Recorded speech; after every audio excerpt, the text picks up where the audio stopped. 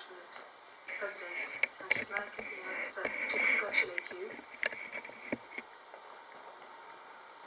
for your accession to the presidency of the Council during July, and wish you every success in your work. We extend our congratulations to the distinguished permanent representative of Estonia for their remarkable presidency of the Council last month. I would also like to thank the distinguished members of the Council, and France in particular, for having accepted the request to organise this meeting on the Grand Ethiopian Renaissance Dam, which is of great importance to my country. And it underscores the interest of the Security Council to the partnership with the African Union to promote international peace and security, both in Africa and across the world. I also thank Mr. Onanga and Ms. Anderson for their enlightening briefings. I thank the representative of the DRC, in addition, speaking on behalf of the Chair of the African Union. I would also like to thank all members of the Council for their statements and the exchange and sharing of experiences on the functioning and filling of dams. I would also like to pay tribute to my colleague, His Excellency the Egyptian Foreign Affairs Minister, and the Ethiopian Minister of Irrigation, as well as my colleague, the Minister of Irrigation, who is accompanying me. President, Sudan very much welcomes the role and efforts of the African Union since it undertook the negotiation process with the three states concerned on the Renaissance Dam. My country reaffirms the need for this process to continue under the auspices of the African Union, and the need to continue cooperation with it so as to reach a just, equitable, acceptable solution for all the parties. We address ourselves to you today to ask for your support and to call upon you to play a positive role in resolving this thorny dispute. Sudan, above all, reaffirms the fact that we have always admitted and recognized the rights of our neighbour Ethiopia to exploit now and in the future the waters of the Nile. Since the outset, we have therefore supported the construction of this dam, knowing very well that its advantages would not be restricted to Ethiopia alone, upon the condition that its filling and functioning happened according to a legally binding agreement, which takes into account the principles of equitable, reasonable use and exploitation of cross-border water resources without inflicting significant harm on downstream states, and in such a way as to respect the human rights foundations and to promote good neighbourly relations between states. We are aware of the usefulness of this dam to prevent droughts and ensure regular water flow throughout the year. These advantages would be achieved if the Grand Dam is filled and functions in such a way that we are informed of it and understand it. This is indeed one of the principles of the use and rights and laws across the world in this regard. In Africa, we have a number of successful examples which have contributed to the stability of states sharing cross-border rivers. By way of example, the important example of 4 West African states which have continued to manage in cooperation the Senegal River since 1972. Another example is that of 8 African states who have continued to manage jointly the Niger River under a legally binding agreement concluded in 1980. Nevertheless, in the absence of an agreement on the filling and functioning of the dam, the advantages of the Renaissance Dam could become true threats for half of the Sudanese population and for the inhabitants of Egypt. The Renaissance Dam, this gigantic African project, could be a living example of fruitful cooperation for over 250 million African citizens, as long as it is used with full awareness and founded upon cooperation and complementarity. Sudan has huge areas of fertile arable land which could provide to the three countries of the region, even to the whole world, a high level of sustainable food security. Electricity would be provided by Ethiopia, whilst Egypt would provide the capacity regarding processing industries, and the three countries could also ensure qualified labour. The dam would in that way be an enlightening example of regional cooperation. President, Sudan underscores the importance of the legally binding agreement regarding the filling and functioning of the dam for the following reasons. 1. Protection of human security in Sudan. 2. Protection of Sudanese dams. 3. Protection of the strategic security of Sudan. The existence of an enormous dam, such as the Renaissance Dam, with a 74 billion cubic metre capacity, just a few kilometres from the Sudanese border, and in the absence of coordination with communities downstream of this river regarding safety measures, could transform it into direct danger for these communities. Regarding human security, for millennia, the ways of life of millions of Sudanese people consists of living alongside the Nile and its affluents. These communities live essentially from river agriculture, but the Renaissance Dam could modify the way of life of these millions of people and cause a 50% reduction in the in riverland which is usable. This is a price that we could pay as long as these communities could then benefit from regular flow of the Nile whilst also being protected against the devastating effects of floods. However, what we could in no way accept would be for the filling and functioning techniques of the dam, adopted unilaterally, be a way of terrorizing these citizens, of sweeping aside their dignity, violating their human rights, as Ethiopia did a few months ago, by invoking its individual right to decide unilaterally upon the modalities for the functioning of the dam. Ethiopia has in this way unilaterally closed the test case dam on the Stick River in Ethiopia. This led to the drought of over a large area of water downstream of the river. Again, last June, unilaterally, Ethiopia notified the Sudanese Irrigation Ministry that it's intended to open the dam to allow 2.5 billion cubic metres to pass in just 2 weeks, which caused the ministry, through the media, to inform those living alongside the Stit River of the need to evacuate their homes in 72 hours, just 72 hours. I can leave it to you to imagine the panic and terror which such a decision caused amongst the people. Moreover, last July,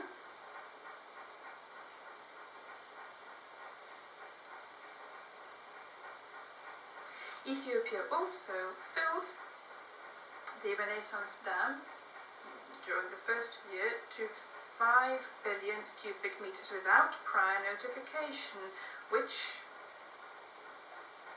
caused a drop in the water level in the Blue Nile quite suddenly, and the total stoppage of 3 water stations for over 3 days in the town of Khartoum, in the city of Khartoum. Not to mention the economic and political consequences, which were considerable, of this decision, and which the whole world bore witness to. Finally, the Ethiopian Irrigation Minister, on the 5th of July, sent a letter to us, affirming Ethiopia's determination to carry out the filling of the dam for the second consecutive year. This causes and will cause considerable damage to Sudan. Ethiopia has thus clearly shown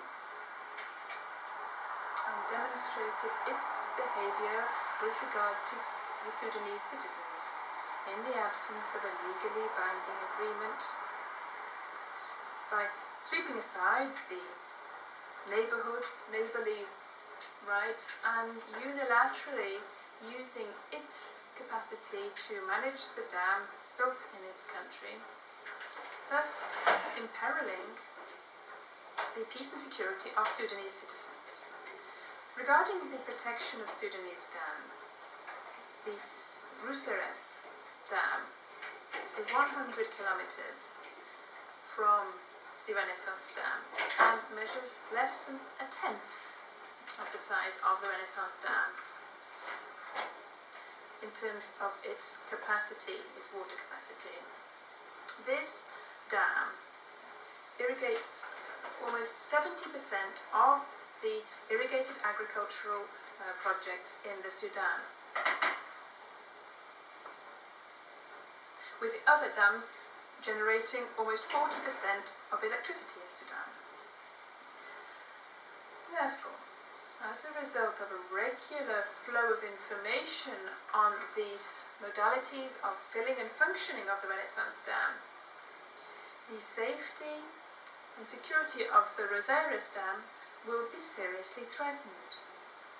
Moreover, the capacity of the 10 dams to generate electricity and provide the necessary water for strategic projects, part of our Al Jazeera project and other projects which Sudan depends upon for its food security and its agricultural investment, would be doomed to failure. Regarding now the protection of the strategic security of the Sudan, as we have already underlined, 70% of irrigated agricultural projects in the Sudan which currently exist depend upon dams built in the Sudan on the Blue Nile Basin. Therefore, it is crucial for us to be kept abreast of the filling and functioning methods of the Renaissance Dam, so that Sudan can plan now and in the future its agricultural projects. Everybody is aware that the Sudan is now open to the world after the success of our glorious revolution and thanks to the huge sacrifices made by the Sudanese youth and the leading of the revolution by Sudanese women and men with courage and perseverance. Sudan and its name has thus been removed from the list of countries advocating terrorism.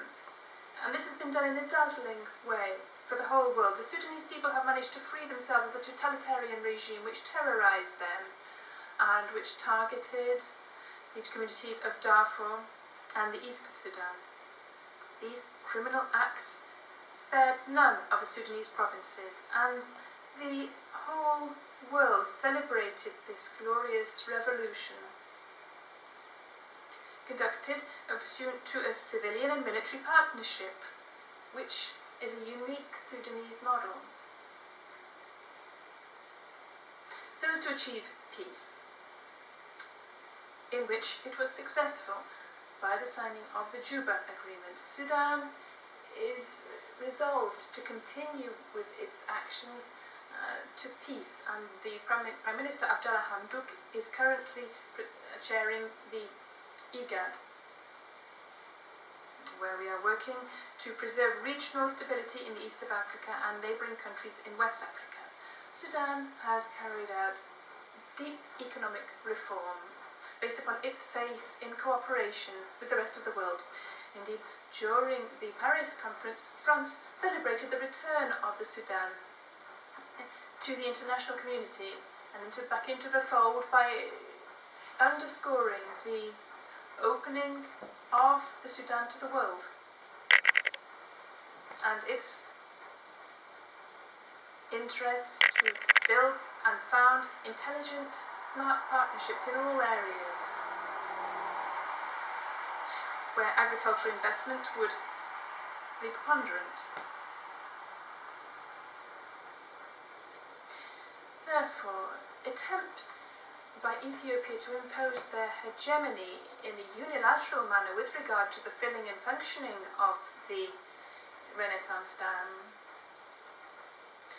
is extremely serious and threatens to undermine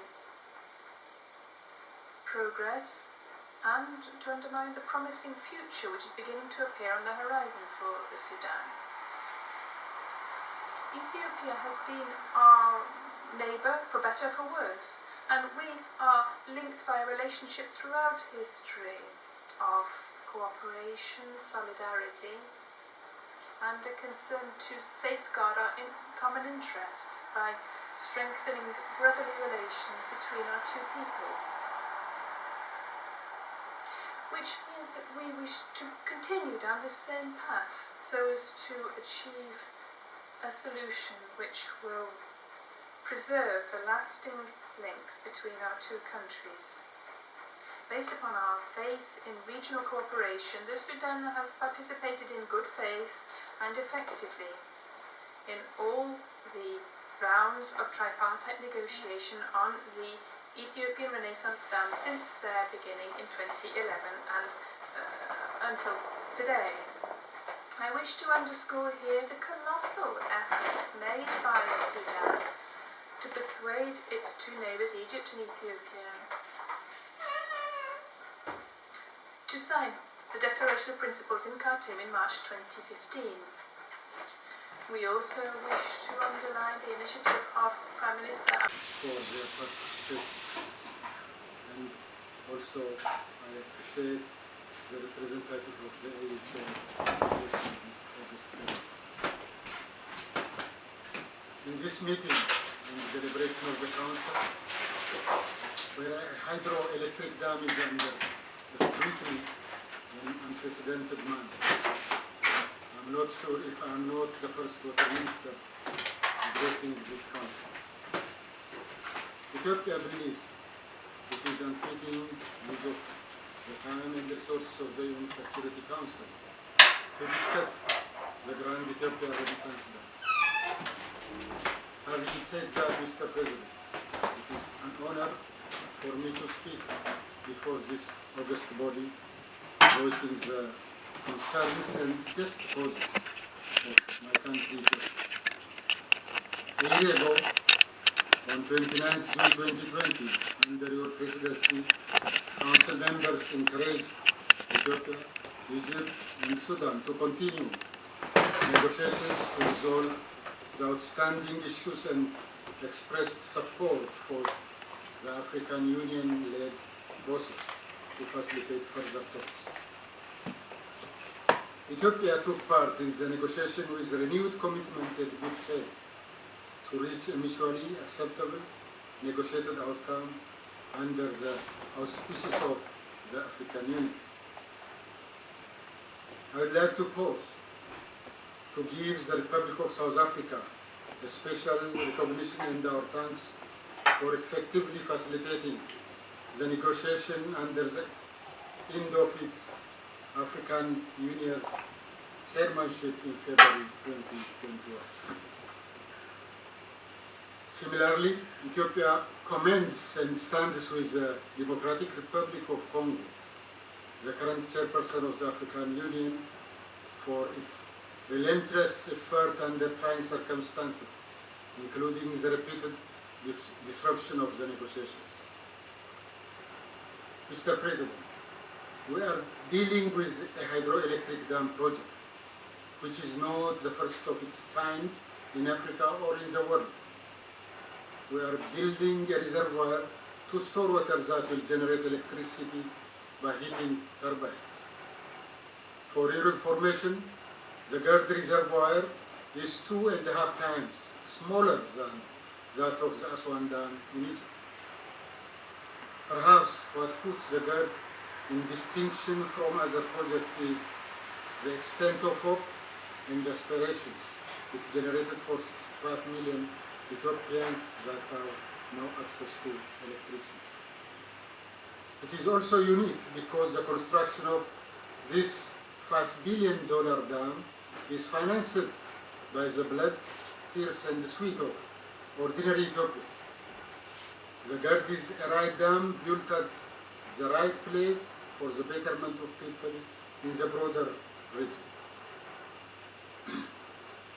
Our unfortunate inability to utilize the Nile River so far is deeply embedded in the psychology of our people. Two famous Ethiopian proverbs underscore this point. Gowwan bishaan keessa dhaabbatee eebota, or የአባይን ልጅ ውሃ ጠማው. Both roughly translate to the irony of the tribulations of a poor man who stood in the middle of a river and lamented about experiencing extreme thirst. To change this generational lament, we have nowhere to look but the Abai or Nile basin, in which 2/3 of Ethiopia's water resources is found. In this mighty river, which we share with our neighbors, our people so hope to extricate themselves of darkness and march towards it by building the GERD. The dam has the fingerprints of Ethiopia's farmers, pastoralists, daily laborers, students, businesswomen and men, and the diaspora throughout the world who eke out a living in extremely difficult circumstances. In equal, if not exceeding terms, Ethiopians have best wishes and neighborly care for their compatriots in Egypt and Sudan. We have all the intention to live together in peace and cooperate for our mutual benefit. The GERD demonstrates this core principle of collective well-being and prosperity. That is why the GERD is one of the regional integration projects under PIDA, the Program for Infrastructure Development in Africa. Mr. President, Africa, the cradle of mankind, is currently the youngest continent in the world.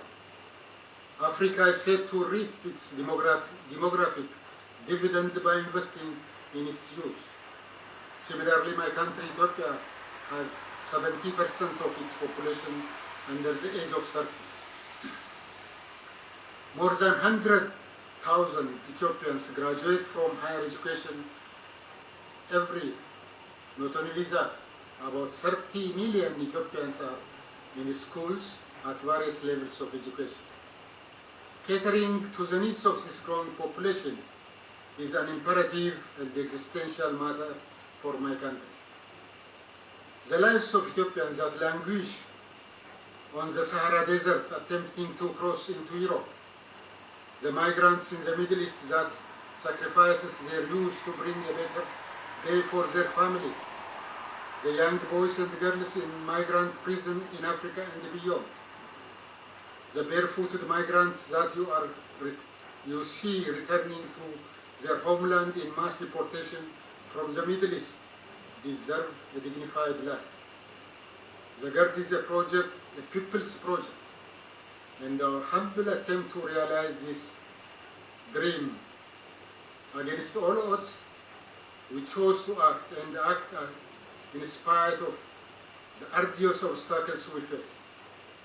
Instead of coalescing in this challenge, we struggled to prevail. Little by little, we are overcome.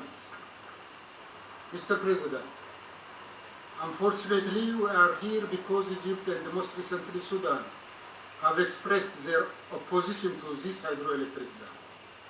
It is important to note that our two neighbors have large and small dams and the canals they have constructed, with absolute disregard to the right of other riparian countries and rejecting Ethiopia's repeated plea for consultation. After a series of initiatives to address the concerns of our neighbors in good faith, we are compelled to conclude that their objection is not as such directed at the GERD, but rather to stop any water use by Ethiopia. The fact of the matter is, we have no viable alternative. Unlike Egypt and Sudan, Ethiopia has no considerable groundwater reserve. We also don't have seawater to desalinate. Nearly 70% of my country's water is in the Nile Basin. Even if we wanted to, even if we try, we cannot avoid utilizing the Nile River. In fact, constructing dams is only part of our focus. Our main objective is maximizing our state's water resource by rehabilitating nature and preventing further depletion through our Green Legacy Initiative, a prominent initiative of my Prime Minister, Dr. Abiy Ahmed. With an overall goal of planting 20 billion trees in 5 years' time, we planted 10 billion trees in the last 2 years. This initiative, which also consists of a seedling sharing outreach with our neighbors, is part of the Green Belt initiative of the African Union. We call upon Egypt and Sudan to join this afforestation program that improves resilience and increase water availability. Mr. President,